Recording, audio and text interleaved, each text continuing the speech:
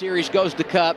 Rookie year last year didn't go as he would have hoped, but wins last week. First career Cup victory in Phoenix. That was awesome to see. And what a great job he did in that race late, holding on to the win, running through those restarts and just doing his job perfectly. We talked about the old Atlanta versus the new Atlanta. It's a home game for that guy, though. Austin Hill, you come to your home track, it doesn't matter what configuration it is, you're pumped up and ready to go. And slipping and sliding a little bit there off turn 4, but a solid session for Hill in that 21. Got to feel good about coming home. Georgia Bulldogs are national champions. Atlanta Braves won the World Championship. He won at Daytona, and here are the drivers from Georgia racing this weekend. Got Mason Massey, Austin Hill, who raced together growing up. The Siegs from Tucker, Georgia, just under an hour away. And Brandon Jones, although he's lived in the Carolinas for quite some time, grew up here in the Atlanta area. Brandon told me last night his mom's going to be at the race this weekend. He said she lives in North Carolina and has for a long time, but typically doesn't come to the races because we're racing in Atlanta. She wanted to get back home and see some family and friends, so she'll be at the race later today. And Brandon having a good showing in practice, currently 8th. Second place for Jones last week in Phoenix. Certainly late in that race, just got stalked down and taken over by Noah Gregson, but a great run for Jones in Phoenix. You see Stephen Parsons in the 99 car.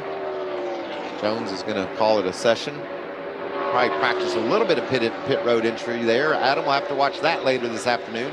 Yeah, I mean, the only way we would have a green flag pit stop is in that final stage, but it's possible that it could happen.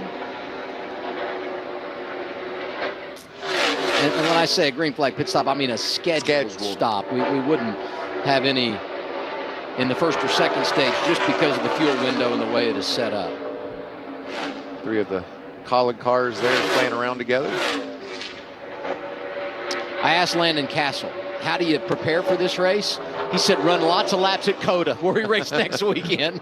Basically meaning, I'm not sure there's much you can do to get ready for this. I want to make sure I've got all my ducks in a row for the road course next Saturday in Austin, Texas. See Castle going slow. I think he did just what we talked about. He was trying to practice his pit road entry.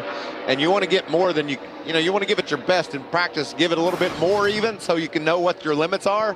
This is Landon Castle finding his limits trying to get to pit road. I don't think I'm going to make it. You don't want to slide your tires and do any damage there, but even though that was aborted and didn't go as he planned, that was a learning experience. It's something that he can now use when he goes racing this afternoon. How does closing rate for a driver on other vehicles in the draft and that sort of thing compare to preparing yourself for that run to pit road as you close on the entry line and making sure you don't speed and all that? Yeah, it's just another part of the game that you just have to make sure you're on top of.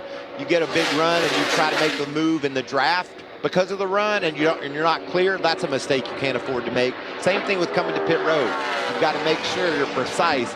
These athletes that jump over the wall and change the tires and fuel these cars, they work tirelessly 7 days a week on their craft. The driver wants to make sure he does his job so they can do theirs. Time has run out on this practice session for the NASCAR Xfinity Series. Red and black flags being displayed. The quickest of the session, Jeb Burton. Listen to these names in the top 10. Gregson, Mayer, Moffitt, Weatherman, Brown, Gibbs, Jones, Creed, and Austin Hill. What a mix. And we'll see more of that later today when we go racing live on FS1.